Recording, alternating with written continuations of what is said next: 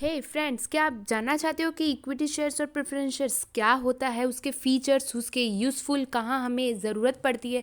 तो बने रहिए इस वीडियो के एंड तक।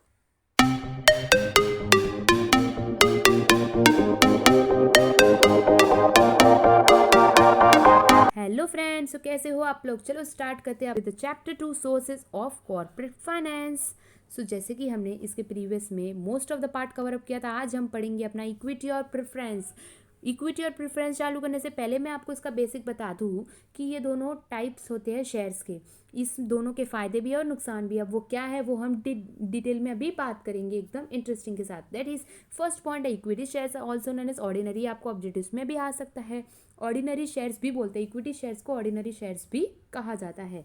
सेकंड है equity share do not enjoy preference for dividend. सबसे पहले डिविडेंड क्या होता है, ये एक प्रॉफिट अमाउंट होता है। वो छोड़ो, हम बेसिक से अपना लेवल स्टार्ट करते हैं। फॉर एग्जाम्पल, अगर आपने अपने दोस्तों को कभी लोन दिया है, कभी पैसे उधारी पे दिया है, तो वो आपको पैसा चुकाएगा, ठीक है, बट विथ इंटरेस्ट के साथ चुकाएगा, बरोबर ना। विथ इन, या फिर हम भी किसी से लोन लेते हैं तो हम उसको इंटरेस्ट के साथ चुकाते हैं ना। तो वही वही ये है, कंपनी एक्सेप्ट करती है इक्विटी शेयर्स। मतलब जो पर बंदे को इक्विटी शेयर्स डालना है, कंपनी में इक्विटी शेयर्स लेना है, तो वो इक्विटी शेयर, तो कंपनी उसको वो पैसा तो देती है, ऊपर से उसको डिविडेंड देती है। डिविडेंड यानी प्रॉफिट अमाउंट। इतना याद रखना कि शेयर्स पर डिविडेंड मिलता है और क्रेडिटर्स, बैंक लोन, इस पर इंटरेस्ट दिया जाता है। इस पर डिविडेंड, इस पर इंटरेस्ट नहीं बोलना, इस पर डिविडेंड होता है, यानी एक प्रॉफिट अमाउंट देते हैं, ठीक है। थर्ड है equity share capital is also known as venture capital और रिस्क कैपिटल। यस, वेंचर और रिस्क एक ही है, या वेंचर भी रिस्क होता है, ठीक है। इक्विटी शेयर्स को रिस्क कैपिटल भी बोला जाता है। अब रिस्क इसको क्यों बोलता है, वही प्रेफरेंस को नहीं बोला जाता। इक्विटी शेयर्स को इसलिए रिस्क बोला जाता है कि अगर कभी कंपनी डूबे तो इनको और पैसा इनको नहीं देंगे वो। वही प्रेफरेंस हो तो कंपनी डूबेगी ना तो भी उसको पैसा मिलेगा ही। इसलिए उन लोग आराम की ज़िंदगी जीते हैं, इनको रिस्क पे इन लोग जीते हैं। इसलिए कहा जाता है कि कभी भी कहीं इन्वेस्ट करने से पहले हमें 5 बार सोचना चाहिए, ताकि उसका बेसिक हमें पता चले कि उसका पिछले साल का कैसा रिकॉर्ड है, कैसा सक्सेसफुल हो रहा है कि नहीं हो रहा है, फिर हमें इन्वेस्ट करना चाहिए। विदाउट इन्फॉर्मेशन कहीं भी इन्वेस्ट करना इज डम, ठीक है, नहीं करना चाहिए। फोर्थ है इक्विटी शेयर होल्डर पार्टिसिपेट कर सकते हैं in the management of their company. इसके पहले मैं आपको कुछ पॉइंट्स बताना चाहती हूँ। इतना याद रखना फ्रेंड्स, कंपनी बहुत सारे जगह से इन्वेस्टर्स से लोन लेती है, पैसा लेती है, तो वो क्लेम्स यानी एक तरह का फीस होता है। सबको पे करने के बाद जो बचा कुचा रहता है ना, यानी उसको बोलते हैं रेसिडुअल क्लेमेंट्स। फिर जो बचा कुचा रहता है ना, वो इक्विटी को मिलता है बेचारों को, ठीक है। पहले सबको बांट देती है, फिर जो बचता है वो इक्विटी को देती है।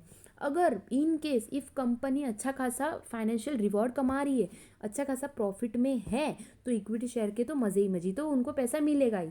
वही कभी डूब रही है तो इनको पैसा नहीं मिलेगा, इसलिए इनको वेंचर और रिस्क कैपिटल कहा जाता है। ये आपको जस्टिफिकेशन में आ सकता है। अभी इक्विटी शेयर, अभी आप ही सोचो, ये रिस्क ले रही है इतना, तो कंपनी इसको कुछ तो देगी ना, मतलब ऐसा कुछ तो देगी ना डील, कि हाँ भाई आपको राइट्स देगी, बहुत सारे राइट्स देगी, क्योंकि इन लोग कितना रिस्क लेकर पैसा इन्वेस्ट कर रहे हैं, क्योंकि कंपनी अगर डूबेगी तो इनको पैसा नहीं मिलता।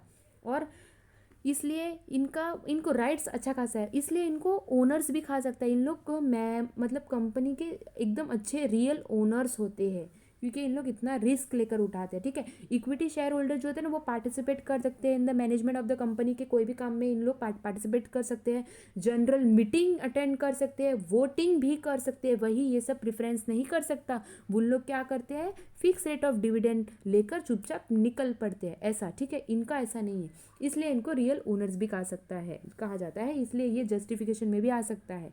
Equity share holders are the real owners of the company. मज़ा आ रहा है ना फ्रेंड्स। इसलिए आप कंपेयर करना सोचना कि इक्विटी और प्रेफरेंस में क्या फ़र्क है। होप आपको बेसिक का मतलब पता चल गया होगा। अब हम इसके फीचर्स पढ़ेंगे ना तो आपको और अच्छे से क्लियर हो जाएगा। फर्स्ट है परमानेंट कैपिटल। यस, हम एक बार हम इन्वेस्ट कर लेते हैं कंपनी में, इक्विटी शेयर्स खरीद लेते हैं, फिर वो इरिडीमेबल शेयर्स है, यानी वापस नहीं मिलता एक बार इन्वेस्ट किया तो, नॉट रिफंडेबल, ठीक है। वो लाइफ टाइम के लिए कंपनी से जुड़ जाता है, कि इसलिए कहा जाता है equity share capital is a long term and permanent capital, ठीक है। सेकेंड है फ्लक्चुएटिंग डिविडेंड। जैसे कि मैंने आपको कहा, इक्विटी वो कंपनी पर निर्भर करता है कि वो कैसा कमा रही है, इसलिए हम इन्वेस्ट करने से पहले सोचना चाहिए कि वो कंपनी अच्छा खासा कमा रही है, कभी डूबी नहीं है, तो हम इक्विटी ले सकते हैं, रिस्क ले सकते हैं। फ्लक्चुएटिंग डिविडेंड मिलता है, यानी proper fix rate of profit amount हमें नहीं मिलता, कभी कभी डूब गई तो नहीं मिलेगा, अच्छी कमाई तो मिलेगा, और अच्छी कमाई तो बोनस भी मिलता है, वो हम आगे पढ़ेंगे। इस मैंने क्या बोला, इन लोग रिस्क होते हैं, इन लोग रियल ओनर होते हैं, तो इनको अच्छा खासा कंपनी राइट्स देती है। क्या राइट देती है? वोटिंग अलाउ करती है, और अगर कंपनी अच्छा खासा सक्सेसफुल एंड हैंडसम प्रॉफिट, अच्छा खासा लमसम अमाउंट ऑफ प्रॉफिट कमाती है, तो भाई इनको तो अच्छा खासा प्रॉफिट मिलेगा ही। फिर इन लोग कभी कभी इनको शक हो, या फिर कभी कभी इनको अकाउंट्स की या स्टैट्यूटरी इंस्पेक्ट बुक चेक करनी हो, बुक्स, तो इन लोग ले सकते हैं, कंपनी इनको चेक करने के लिए देती है। इसका मतलब इन लोग पर्सनल वर्क भी दे सकते हैं। Right to transfer of share, अगर मिस्टर ए को प्रॉब्लम हुआ या फिर वो नहीं संभाल पाए इक्विटी शेयर, तो वो अपने मिस्टर बी को भी दे सकता है, ऐसे ट्रांसफर का भी इनको राइट है। ठीक है। फोर्थ है नो प्रिफरेंशियल राइट। जो प्रिफरेंस को क्या राइट होता है, मतलब उनको फिक्स रेट ऑफ डिविडेंड मिलता है, कंपनी लॉस में जाए तो भी कंपनी अपना घर का भी सामान बेचकर उनको दे सकती है, ऐसा इनको मज़े नहीं है। ठीक है। हम प्रेफरेंस में और क्या क्या होता है वो हम आगे के पार्ट में देखेंगे। फिलहाल हम इक्विटी का पढ़ते हैं। कंट्रोलिंग पावर, यस मैंने क्या बोला, इन लोग तो महाराजा होता है, मतलब इन लोग रियल मास्टर्स होते हैं, तो इनके हाथ में बहुत कंट्रोलिंग पावर होता है कंपनी का। ठीक है। रिस्क होते हैं, मैंने क्या बोला, रिस्क ही होते हैं ये, कभी कभी कंपनी डूब जाए, फाइनेंशियल क्राइसिस होता है, तो इनको ऐसा शॉक लगे, इसलिए इनको शॉक एब्जॉर्बर भी कहा जाता है।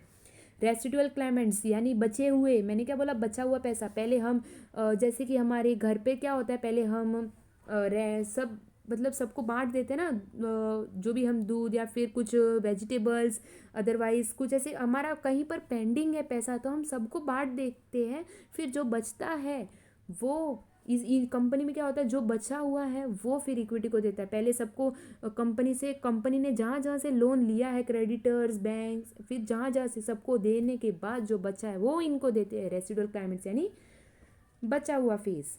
एट्थ है फिर मतलब no charge on assets, asset पर कोई चार्ज नहीं, जैसे कि प्रेफरेंस है, अगर कंपनी डूबेगी तो उसको घर के असेट होते हैं ना, वो उसको बेचकर पैसा चुकाना पड़ेगा। वही इक्विटी में ऐसा नहीं है, इक्विटी में कोई चार्ज नहीं लगता असेट्स पर, यानी कंपनी डूबेगी तो इनको पैसा नहीं मिलेगा, अच्छी होगी तो मिलेगा। इसलिए कंपनी में डालने से पहले सोचना चाहिए कि वो कंपनी का पिछले साल का रिकॉर्ड कैसा है। बोनस इशू, यस इनको बोनस भी मिलता है, अगर अच्छा खासा कंपनी कमा रही है तो इनको गिफ्ट देते हैं, बोनस देते हैं।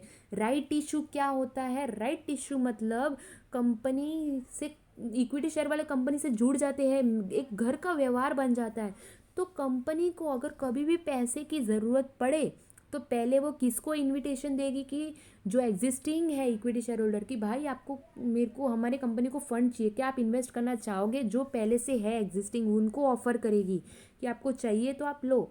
फिर वो बोलेगी नहीं, तो फिर बाहर वाले में पूछेंगे, वरना उन लोग पहले जो कंपनी के अंदर है ना एग्जिस्टिंग इक्विटी, उनसे ही मांगेंगे।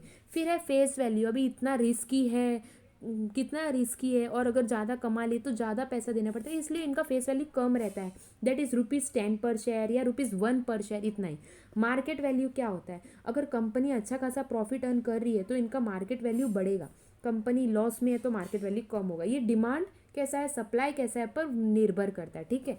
Capital appreciation, last features of the equity shares, यानी कैपिटल एप्रिसिएशन क्या होता है? एप्रिसिएशन यानी एप्रिशिएट, मार्केट वैल्यू अच्छा खासा बढ़ रहा है तो भाई प्रॉफिट भी बढ़ेगा, प्रॉफिट बढ़ेगा तो इक्विटी शेयर को पैसा तो कितना मिलेगा, बरोबर ना? यस। तो रेपुटेशन डिपेंड करता है, रेपुटेशन ऑफ द कंपनी, इसलिए capital appreciation. Now we further move to the types of equity shares. दो ही टाइप है, वही प्रेफरेंस के तो ज़्यादा टाइप्स है। ठीक है, वो हम पढ़ेंगे। इक्विटी शेयर्स क्या होता है? Equity shares can be divided into two types, with voting rights and with differential voting rights. यानी इक्विटी शेयर्स के दो ही टाइप है, ये इतना पूछा नहीं जाता बट आप लिख सकते हो। Equity shares with normal voting rights क्या होता है?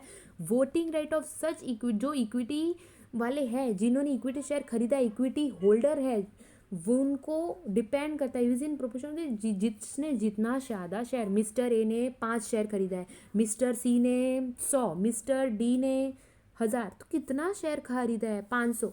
इतना, जिसने जितना ज़्यादा शेयर खरीदा उसको उतना ज़्यादा वोटिंग राइट्स मिलेगा। ठीक है, यही है। सेकंड है विद डिफरेंशियल वोटिंग राइट्स, तो इक्विटी होल्डर, जो डिफरेंशियल वोटिंग राइट्स में क्या होता है, जो कंपनी का रूल है friends, rule according to the मतलब रूल नंबर 4 ऑफ कंपनीज, ये एक रूल रहता है, उसके अकॉर्डिंग इनको मतलब वोटिंग एक रूल्स रहता है जिसमें पेपर्स में लिखा है उसके अकॉर्डिंग ये वोटिंग होता है।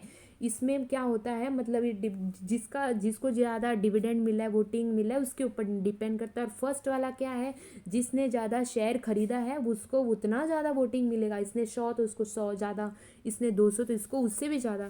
तो ये शेयर पर जितना होल्ड किया है इक्विटी शेयर उसके ऊपर डिपेंड रहता है। तो फ्रेंड्स, आप मुझे पता है आपने काफ़ी इन्फॉर्मेशन लिया होगा इक्विटी शेयर्स क्या होता है, और फिर उसके फीचर्स कितने, हमारे कितने सारे पॉइंट्स इसमें कवर अप, आप पूरा बहुत सारा लंबा आंसर्स आप इस पर लिख सकते हो अपने ओन वर्ड्स में। फ्रेंड्स, खाली समझने की कोशिश करना, आप एक बार फिर रिकैप करके मेरा वीडियो देख सकते हो ताकि आपको और अच्छे से समझे।